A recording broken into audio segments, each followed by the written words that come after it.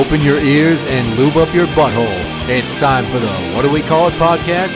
Now, here's your host. It's Jmann.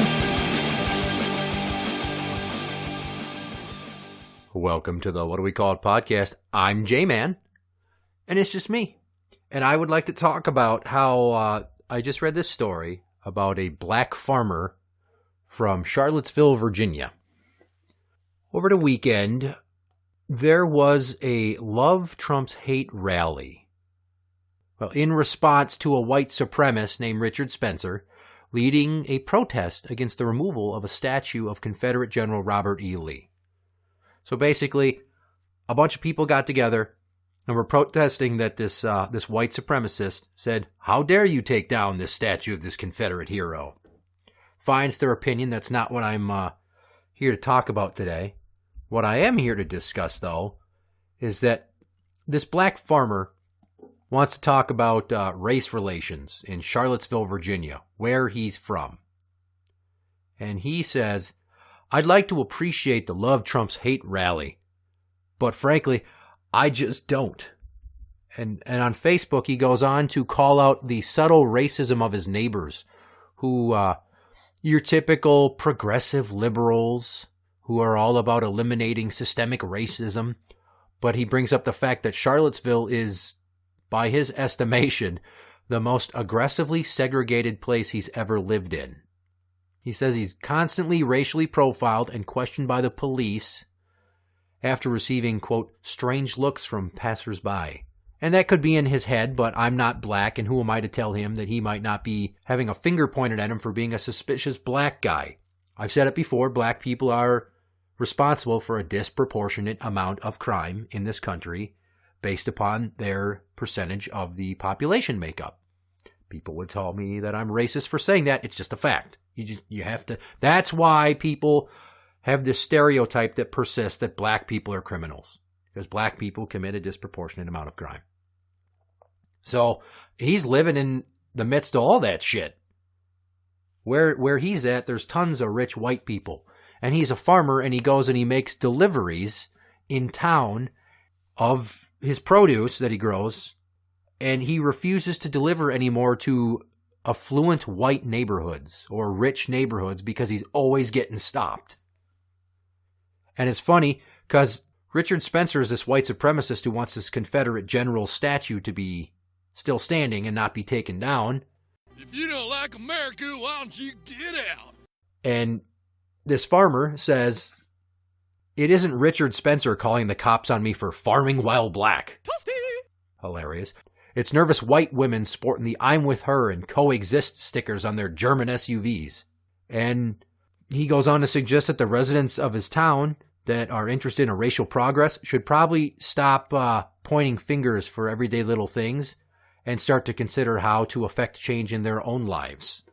Like how they just see him, a black guy, in a truck delivering produce in a predominantly white rich neighborhood, and they call the cops because he looks, quote, suspicious. I'm totally on board with this dude's mindset. He gets it.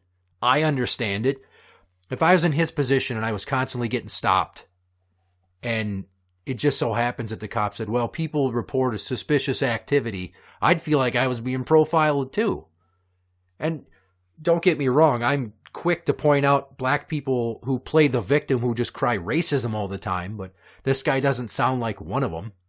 He makes a very valid point that these days you get so many finger-pointing leftists that are bleeding hearts that demand tolerance and equality, but if you don't agree with their point of view, they are going to fucking crucify you any way that they can. They're going to call attention to you with a video that they put on the internet. How about that Antifa protest that happened 2 months ago in California, where that white bitch with the dreadlocks went out looking for trouble? She posts on Twitter, about to go to the Antifa protest, nervous as fuck, hoping to come back with 100 Nazi scalps. So she went there looking for trouble, and then she stirs up shit with this white supremacist leader guy who then punches her in the fucking face. Okay, so if you don't agree with white supremacy, then do your part to encourage tolerance by having a diverse group of friends, by immersing yourself in other cultures, by being accepting of other people's beliefs. Like, I'm pro-gay marriage. Many people are not for religious reasons. My beef is not to call them prejudiced against gays because they don't believe in that lifestyle because it goes against their religion. They have their religious freedom. But what I don't agree with is how they let their religious beliefs try to influence the government to dictate how people's lives are lived and valued and what opportunities are afforded to homosexual couples in the realm of marriage. And in Minnesota, we won that fight. So I just think it's ironic that he points out nervous white women in yoga pants sporting "I'm with her" and "coexist" stickers on their German SUVs. This is exactly the type of people that are ruining this country for us. People that are policing language every day. People that are constantly saying, "You're intolerant." Well, isn't your belief that what I'm into isn't as equal as yours intolerant in and of itself? You're preaching tolerance while being intolerant. Now I could say, "I don't like your views. They're different from mine." Fuck you.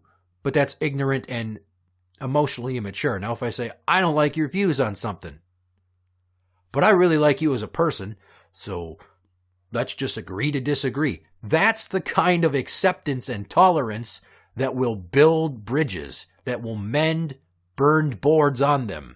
And everyone's still running around like chickens with their fucking heads cut off, crying racism.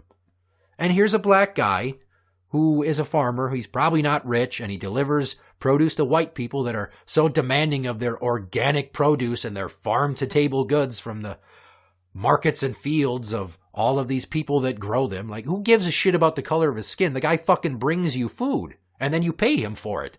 The color of his skin should not come into the conversation at all.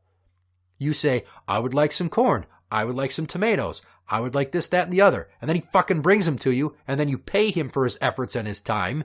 And it's a business transaction. How the hell does every little minute facet of our lives every day in this country constantly get boiled down to race?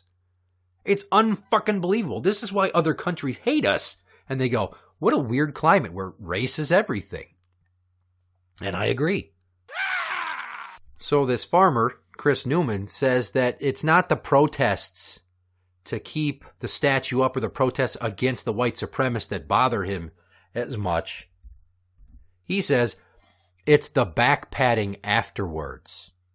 That these people are going, "Yeah, we approached white supremacists and told them to fuck off." That's what he doesn't agree with. And I get it. I totally get it. Because in his post, which it's got like thousands of shares and hundreds of comments from people, you know, chiming in with their own bullshit. But he's been getting a lot of support. He says this, and I find this line to be very intuitive. There's a difference between confronting racists and confronting racism. And that's what those Antifa fuckers are doing, is going and confronting racists to start shit. How does throwing fists fix racism? Like, if you stop treating black people differently for being black, maybe one of these days I'm going to have to stop bringing up the crime statistic thing.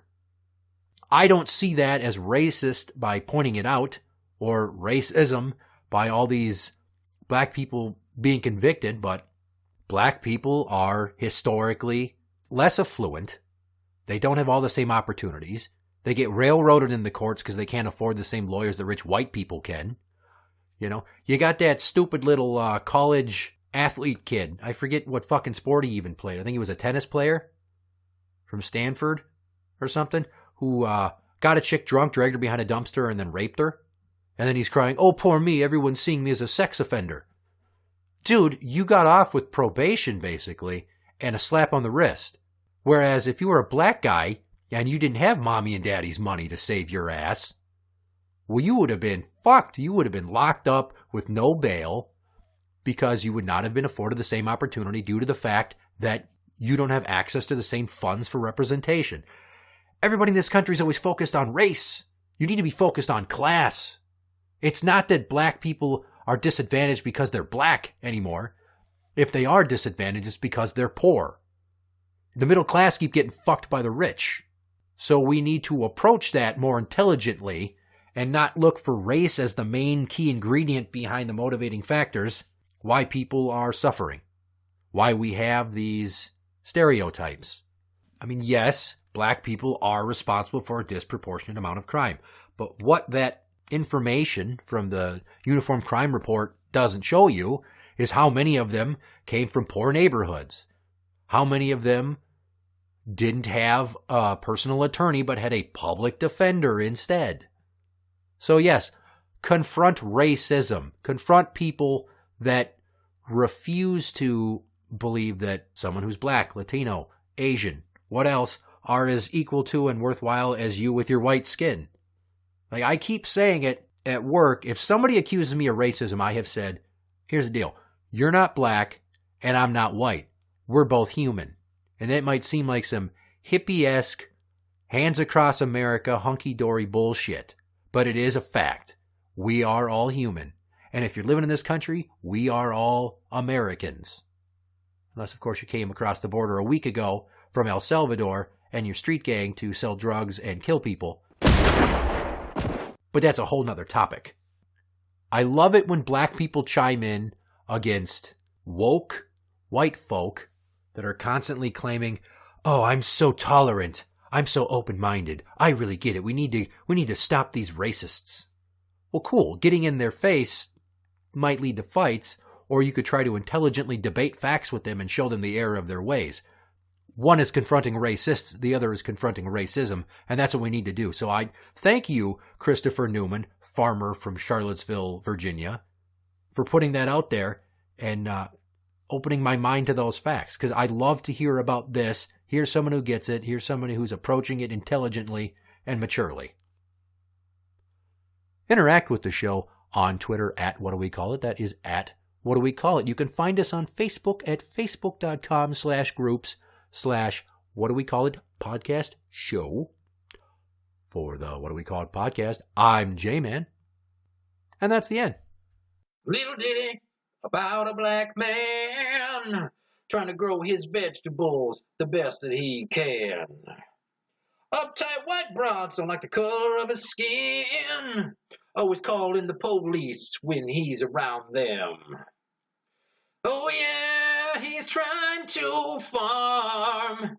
Just delivering produce never means no harm. Oh yeah, it's so wrong. Liberal cops profile him all day long. That's right.